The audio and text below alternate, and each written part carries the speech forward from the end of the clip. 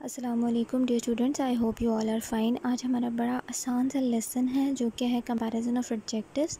आपने इनको सिंपली याद करना है, आपकी बुक पे प्रोवाइडेड है आपका अपेंडिक्स नंबर 1।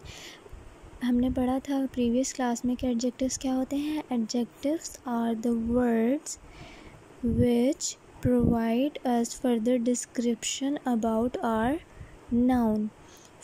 एडजेक्टिव्स वो वर्ड्स हैं जो हमारे नाउन के बारे में हमें फर्दर एक्सप्लेनेशन या डिस्क्रिप्शन दे रहे होते हैं। तो उनको बनाने का, इनका कंपैरेटिव और सुपरलेटिव बनाने के तरीके दिए हुए हैं। एक पार्ट ए है जिसमें हम लोग सिंपली ER और EST ऐड करके कंपैरेटिव और सुपरलेटिव बनाते हैं। ये सारे आप लोगों ने याद कर लेने हैं। पेज नंबर 204, 5, 6 और 7 पर ER और EST वाले हैं। फिर जी हमारे वो वाले कंपैरेटिव और सुपरलेटिव हैं जो कि वाई को हटाकर, जिनके एंड पे वाई हो उसको हटाकर आए और फिर ER और EST लगाया जाता है। वाई को हटाकर आए और ER और EST लगाया जाता है। इसी तरह ये भी पेज नंबर 208, 9 और 10, 11, 12 पे दिए गए हैं। सिंपल से 10, 11 पर दिए गए हैं। जो दिया गया है वो है आपका थर्ड टाइप, जिससे क्या होता है कि हम मोर और मोस्ट लगाकर कंपैरेटिव और सुपरलेटिव बनाते हैं। बड़े आसान से हैं ये सारे, आप लोगों ने सिंपली इनको मेमोराइज़ करना है। हम लोग प्रीवियस क्लास में भी मेमोराइज़ कर चुके हैं, इस दफ़ा हम ज़्यादा आसानी से कर लेंगे। और जो हमारा डी पार्ट आ गया वो है जिसमें वो इरेगुलर होते हैं कि जिनका कोई पैटर्न नहीं होता है। जिस तरह पहले में हमने ER और EST लगाया, दूसरे में हमने वाई ख़त्म करके आए, फिर ER और EST लगाया, थर्ड में हमने मोर और मोस्ट। लेकिन जो इरेगुलर हैं एडजेक्टिव्स, ये कुछ दिए गए हैं जिनका कोई पैटर्न नहीं होता। इनको सिंपली हमें ऐसे ही जैसे लिखे हुए हैं वैसे ही याद करने होते हैं।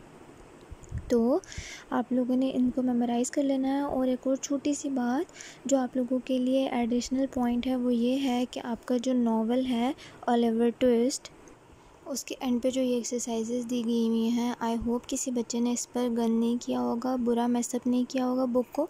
आप लोगों ने ये नोटबुक पे करनी है। आपकी जब मंडे को मुझे नोटबुक्स चेक होने आएंगी तो मैंने आपको आज कोई भी काम नहीं देना, ना आपका इस तरह से कोई बड़ा सा लेसन है। आपका शॉर्ट सा लेसन इसलिए है ताकि आप लोग ये नीटली अपनी नोटबुक पे कर सको, आपके पास इनफ टाइम हो ताकि जब मंडे को मेरे पास आपकी नोटबुक्स आएँ तो वो साफ़ सुथरी हों अच्छी तरीके से, ताकि मैं चेक कर सकूं और ये काम कंप्लीट हो। जिसका 1 से लेकर 5 तक एक्सरसाइजेस कंप्लीट नहीं होंगी, कॉपी पे इनकम्प्लीट लिख दिया जाएगा और फिर आपको पेनल्टी होगी। आपके लिए मुश्किल होगा, इसलिए आपने सिंपली जो एक्सरसाइजेस हैं चैप्टर 1 मेंशन करना है, उसको नोटबुक पे उतारना है और सफाई से जो है करेक्ट वर्ड पर ऐसे आपने टिक कर देना है। जो करेक्ट वर्ड है उस पर टिक कर देना है। फिर चैप्टर 2 की एक्सरसाइज उतारनी है। अगर आप लोगों ने कोई भी एक्सरसाइज नोटबुक पे नहीं की हुई तो आप इनको ऐसे ही चैप्टर 1 करके फिर चैप्टर 2, चैप्टर 3 अगले पेज पे अगर आप कर लो तो अच्छी बात है। लेकिन अगर आप एक ही पेज के नीचे से स्टार्ट करते हैं तो वो भी कोई बात नहीं, लेकिन उससे आपका काम मैसअप हो जाएगा। इसलिए नीटली चैप्टर नंबर 1 की एक्सरसाइज लिखें, हेडिंग दें chapter 1 exercise question and activities. फिर आपने चूज़ द करेक्ट वर्ड लिखना है, फिर इसी तरह से साफ उतारना है और फिर सिंपली एक छोटा सा टिक लगा देना उस वर्ड पे जो ठीक है। फिर आपने चैप्टर 2 का अगले पेज पे चैप्टर 2 का नाम लिखना है कि क्वेश्चंस एंड एक्टिविटीज़। फिर आपने लिखना है कि आपने एक्टिविटी क्या की है, हु सेड व्हाट आपने बताना है। तो आपने एक लाइन छोड़ के एक लाइन में लिखना है, फिर ताकि आप आंसर जो है नीचे लाइन में आप लिख सकें। जैसे फॉर एग्ज़ाम्पल आप नंबर 1 लिखेंगे तो ये बात किसने की थी, वो जो वर्ड है, वो जो नाम है, वो आपने अगली लाइन में लिखना है। इसके आगे बिल्कुल भी गंदा काम नहीं करना। इसी तरह सारे ये करने हैं। चैप्टर 3 भी सारा का सारा अच्छी सी ब्लैंक्स बड़ी छोड़ के, क्योंकि ये वर्ड्स बड़े हैं, ये छोटी ब्लैंक्स में इधर नहीं आ सकते। आपने इनको भी सफाई से नोटबुक पे उतारना है। इनको एक लाइन छोड़ने की ज़रूरत नहीं पड़ेगी क्योंकि इधर ब्लैंक्स दी हुई हैं। आपने ब्लैंक डालनी है, फिर लिखना है, फिर आपने अगली लाइन में ये सारा लिखना है इसी तरह, और फिर ब्लैंक डाल के थिंग्स लिख देना है। जहाँ पे फुल स्टॉप है वहाँ तक एक लाइन है, फिर दूसरी, फिर तीसरी। इसी तरह आपने भी साफ़ सुथरे तरीके से नोटबुक पे करना है।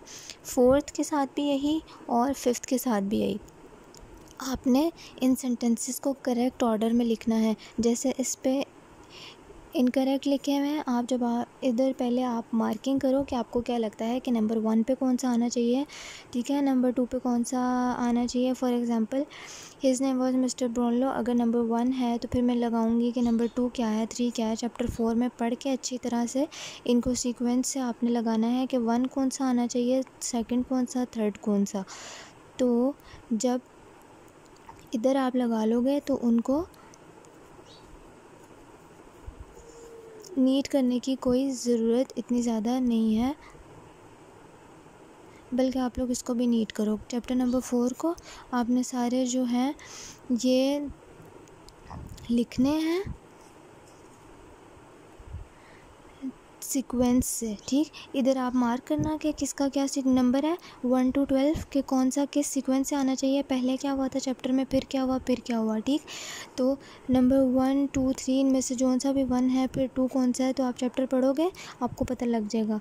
और फिर आप उनको करेक्ट मैनर से जब लिखोगे तो वो नोटबुक में लिखना। जो ये इरेगुलर मैनर है इसको नोटबुक में नहीं लिखना, करेक्ट मैनर को आपने नोटबुक में लिखना है। चैप्टर 4 की क्वेश्चन एंड एक्टिविटी। चैप्टर 5 की क्वेश्चन एंड एक्टिविटी ये भी बड़ी आसान सी है। आपने करेक्ट वर्ड चूज़ करना है, सारा लाइन लिख के और टिक कर देना है जो वर्ड करेक्ट हो। नंबर 1 2 3 4 सिर्फ शॉर्ट सी एक्सरसाइज है। आज आपको टाइम है सैटरडे संडे, आप आराम से बैठ के ये कंप्लीट कर सकते हो ताकि आपकी नोटबुक जब मेरे पास आए तो वो कंप्लीट हो और मुझे इनकम्प्लीशन ना लिखना पड़े और आप लोगों को भी प्रॉब्लम ना हो। तो काइंडली आप लोग नोटबुक्स कंप्लीट कर लो और ग्रामर का अपेंडिक्स आप याद करने के लिए आपके, ताकि आपके सेशन स्टार्ट होते हैं जब आपके पेपर या असेसमेंट टेस्ट होंगे तो उस वक्त आपके पास टाइम नहीं होगा कि आप याद कर सको या मेमोराइज़ कर सको चीज़ों को। तो काइंडली ये पेज नंबर 70 और 71 पे एक्सरसाइज है और अपेंडिक्स का पेज नंबर आपको गिवन है।